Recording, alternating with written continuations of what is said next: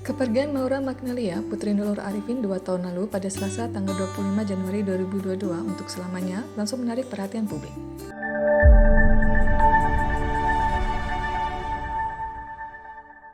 Pasalnya, Maura ternyata sempat mengalami depresi dan stres semasa hidupnya. Maura disebut terbebani dengan beberapa hal yang terjadi dalam hidupnya. Beban hidup yang dialami Maura sampai harus membuat dirinya pergi ke psikolog. Lalu, apa itu gangguan mental dan apa penyebabnya? Gangguan mental atau gangguan jiwa adalah penyakit yang mempengaruhi emosi, pola pikir, dan perilaku penderitanya. Ada banyak faktor yang memicu terjadinya gangguan mental, mulai dari menderita penyakit tertentu sampai mengalami stres akibat peristiwa traumatis, seperti ditinggal mati orang yang disayang, kehilangan pekerjaan, atau terisolasi untuk waktu yang lama. Belum diketahui secara pasti apa yang menyebabkan gangguan mental, namun kondisi ini diketahui terkait dengan faktor biologis dan psikologis. Faktor biologis.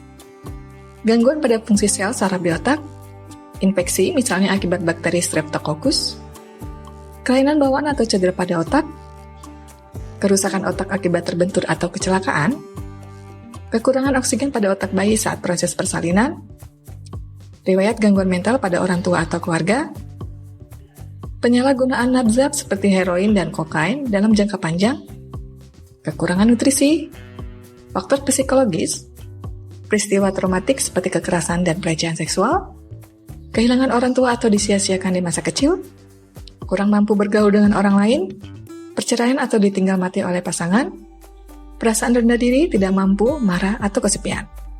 Gejala dan tanda gangguan mental tergantung pada jenis gangguan jiwa yang dialami. Penderita bisa mengalami gangguan pada emosi, pola pikir, dan perilaku.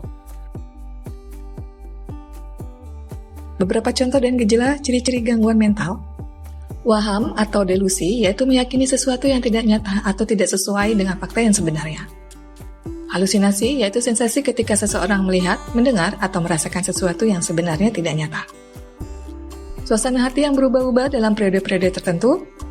Perasaan sedih yang berlangsung hingga berminggu-minggu bahkan berbulan-bulan. Perasaan cemas atau takut yang berlebihan dan terus-menerus sampai mengganggu aktivitas sehari-hari. Gangguan makan, misalnya merasa takut berat badan bertambah, cenderung memuntahkan makanan atau makan dalam jumlah banyak. Perubahan pada pola tidur seperti mudah mengantuk dan tertidur, sulit tidur, serta gangguan pernapasan dan kaki gelisah saat tidur. Kecanduan nikotin atau alkohol serta penyalahgunaan nafza. Marah berlebihan sampai mengamuk dan melakukan tindak kekerasan. Perilaku yang tidak wajar seperti teriak-teriak tidak jelas, berbicara dan tertawa sendiri, serta keluar rumah dalam kondisi telanjang. Pengobatan gangguan mental tergantung pada jenis gangguan yang dialami dan tingkat keparahannya. Selain terapi perilaku kognitif dan pemberian obat, dokter juga akan menyarankan pasien menjalani gaya hidup yang sehat. Jika mengalami gangguan mental yang cukup parah, penderita perlu menjalani perawatan di rumah sakit jiwa. Demikian pula jika penderita tidak bisa menjalani perawatan mandiri atau gangguan mental menyebabkan penderita melakukan tindakan yang membahayakan diri sendiri dan orang lain. Tidak semua gangguan mental dapat dicegah, namun ada beberapa langkah yang bisa dilakukan untuk mengurangi resiko serangan gangguan mental.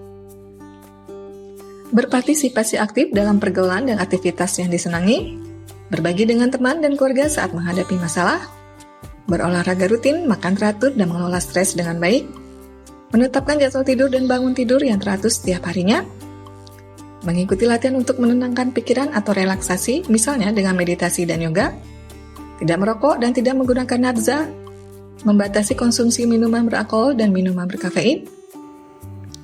Turut berduka atas meninggalnya Maura Magnalia. Semoga keluarga yang ditinggalkannya diberikan ketabahan serta keikhlasan.